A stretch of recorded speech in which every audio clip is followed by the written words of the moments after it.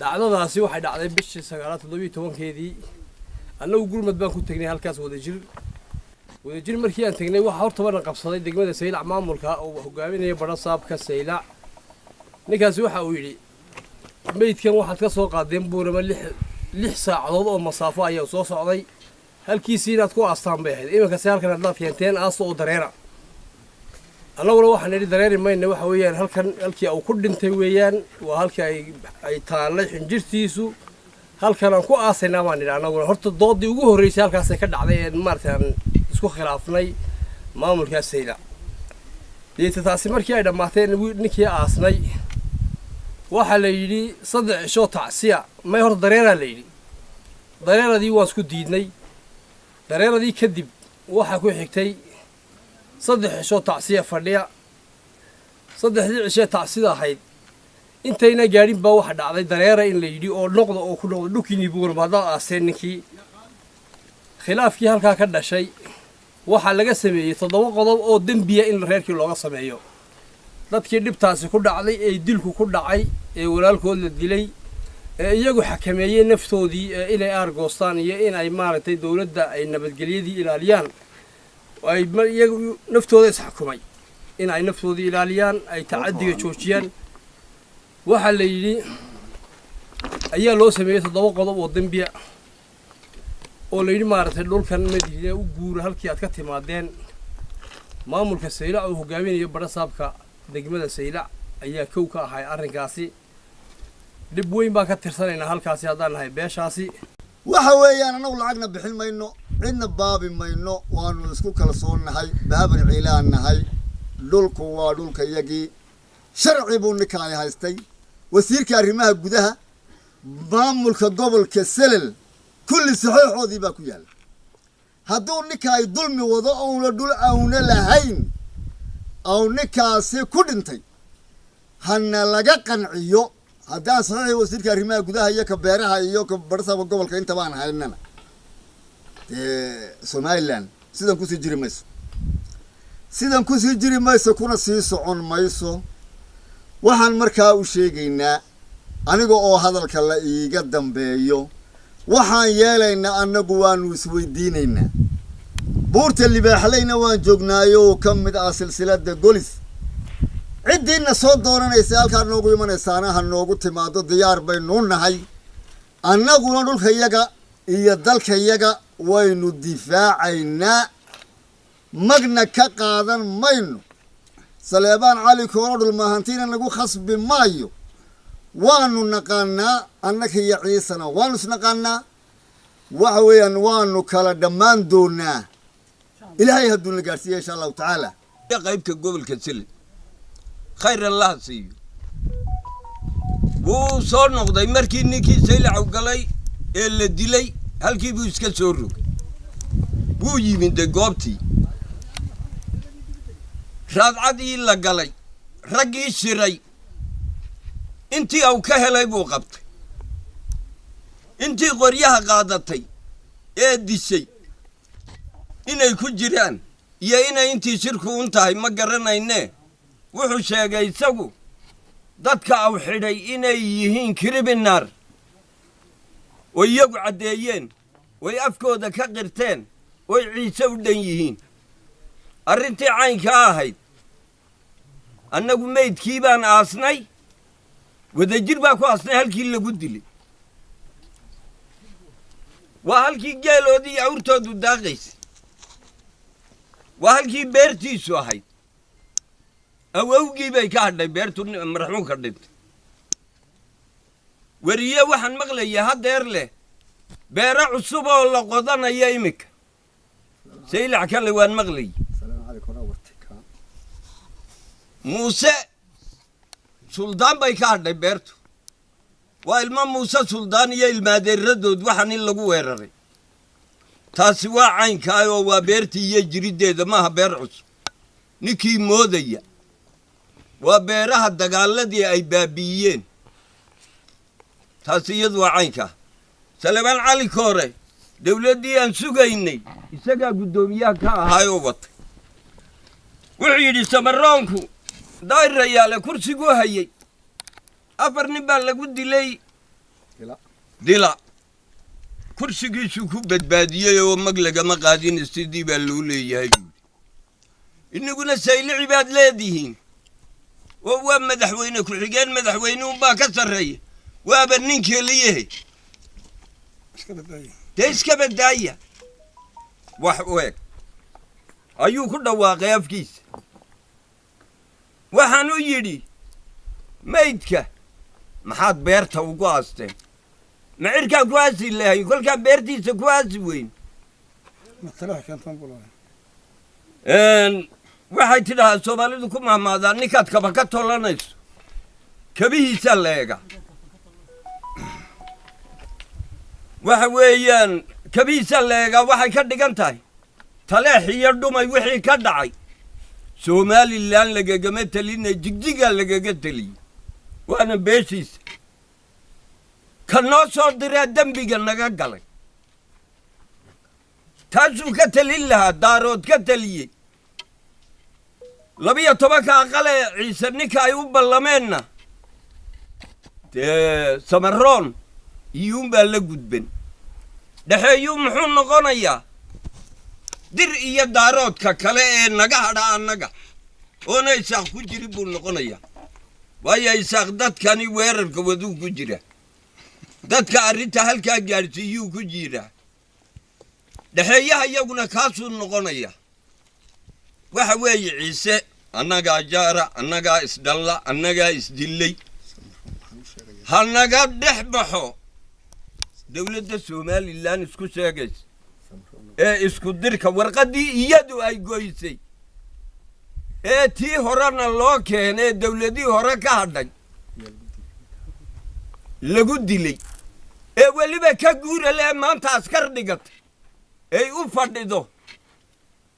laba nin oo baabir celiyoo taaganna ma arki karuu yidhi koore ninka koorta sitee laynoo soo diray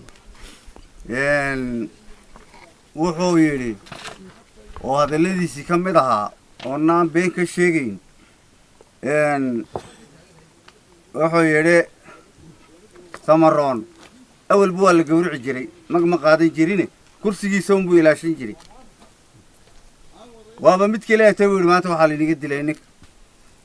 kursiga sayliciisiista buu yidhi ninkaasuu isagoo mas-uul oo la soo diray afkiisuu kaga dhawaaqay waxa weeyaan erguu noo keeno ergaan hay buu yidhi oo ciisaha uu u tegey wuxuu yidhi ninkiini 12 aqale ciisaa dishay magtiina waan iniiga sidaa buu yidhi oo way ogolyihin waa markii hore 12 aqale ciise ninka ay dishay u tashatay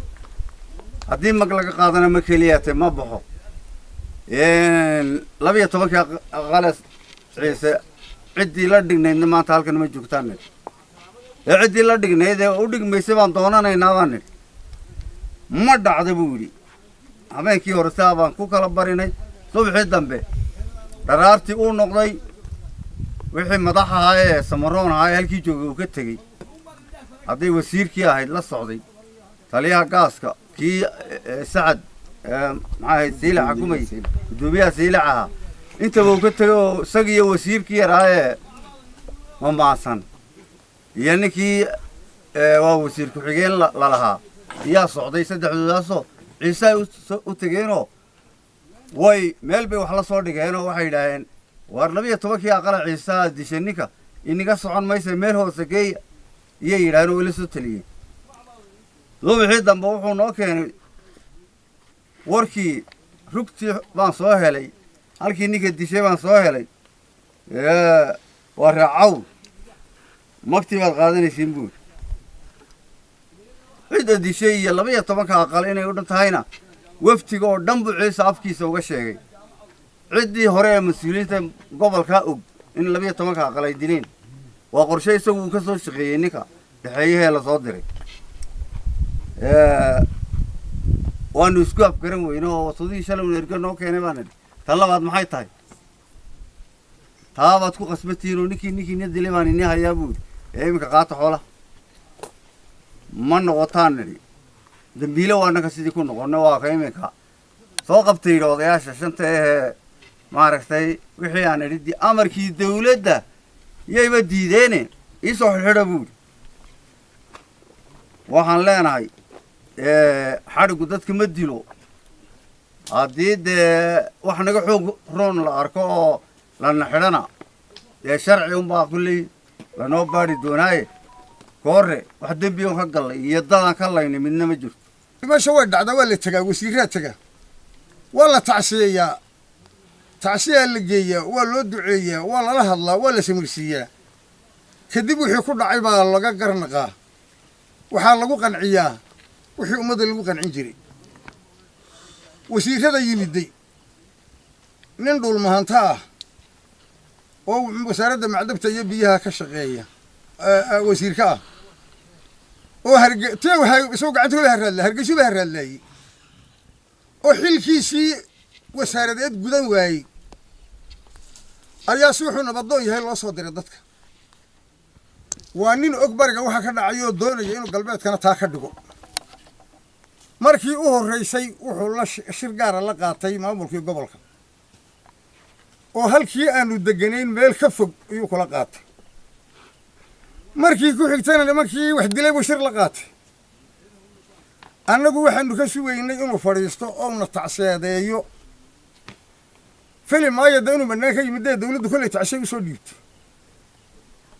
tacsiina uu la noqday oo halkii loogu tala ma gaadhin yacni khayr mas-uulnimadiisa tallaabooyinka uu nala soo galay baa wax la yaab laa waa ninkaa la idhahdo maxay koore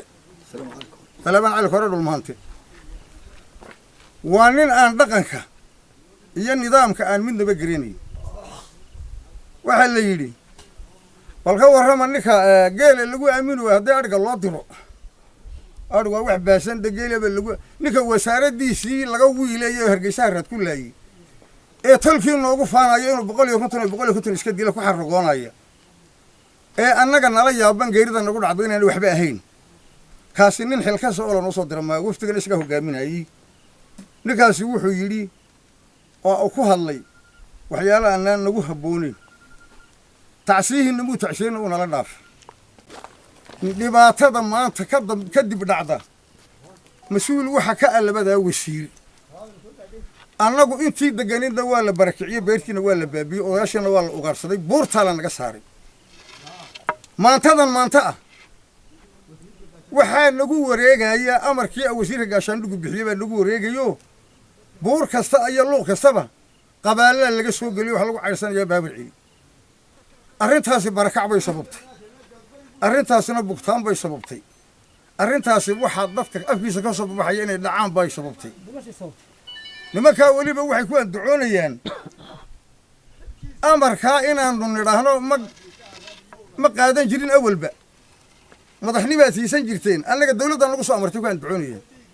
yacni siday dawladda iyo shacbiga bahabir cili isugu dhici lahaayeen ayay nimankaasi ka shaqeeyeen waa khayro mas-uuliyiin maalintii horreysana soo jirtaankiisa gara waxbaan ku idhi waa dhulkan ma biyaa laga waayey nabad baa laga waayey dhulka biya laga maayey nabad baa laga waayey markaa nin biyo aqoon wala looma baahno wayna dhacday tii kaayaga qudhiisa waxaan ku idhi reega wasiirka xaggee ka soo jeeda waa dhulka maxanuunaa ka dilaacay nabadlaan baa ka dilaacdee awa dadkii ay khusaysay inay dhulka nabadeeyaan wasiiradii kartida u lahaa ee sharciga yaqaan ee aqoonta u lahay waxaanoo kale aan ka hadlay ee wixii wanaagsana ka hadlayay annagu waxaanu lahayn oon mar walba ku hadlaynay oo lanagu xidhayaa dawladdu gacanku dhiiglaha soo qabato gacanku dhiiglaha markii lasoo qabto wixii wada hadala waan furaynaa intaa keliyaan lahayn xaq baanu leenaanano marka gacanku dhiigla la qabto oo dembiilihii lasoo qabto ee howlgalkii lasoo afjaro hadal baa yimaada dembiiliha fururka la cunaya ayay leeyihiin waxaan idinka soo helaynaa mag baad qaadanaysaa sandulla waan sankaa naga gelinaynaa mag iyaguna la jooga waxa kaloo uu ku taliyey ninkaasi war dee maxay baa tihiine ka samro iskaga taga inanka maydkiisa oo iskaga tago samra waanu ka samri karnaa laakiin amarkiisa kaga samri mayno waxa meesha ka dhacay dhibaato labadaa wasiir ay wataan oo ilaa hadda annaga lagu baadi goobayo oo lanoogu bedelay abaalka yagii iyo samirka yagii dembi baa lanoogu bedelay wixii aan intaa iyo intaa nabad hor joognay nin walaalkii la dilay oo galiilyoonaya oo ninkii dilay halkan joogo oo qabrigii ka dul ooyaya ayaan gamcaha haynay shalay buu ka furay xadhigaanu ku haynayoo intuu beertii ka baabi'iyey oo ciidan dejiyey oo raashinkii la wareegay oo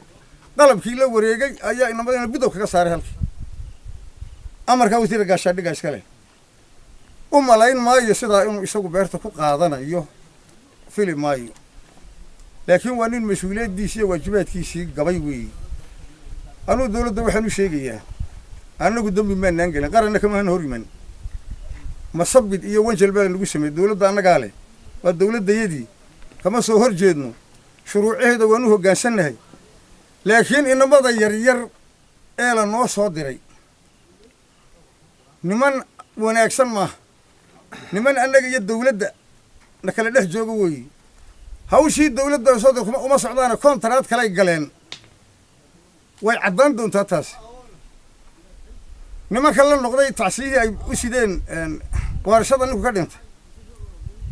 nimanka ku xidhxidhay beertii maydkoodu yaalle ku gubdeeyey nimankii jifadii waarashadu ka dhintay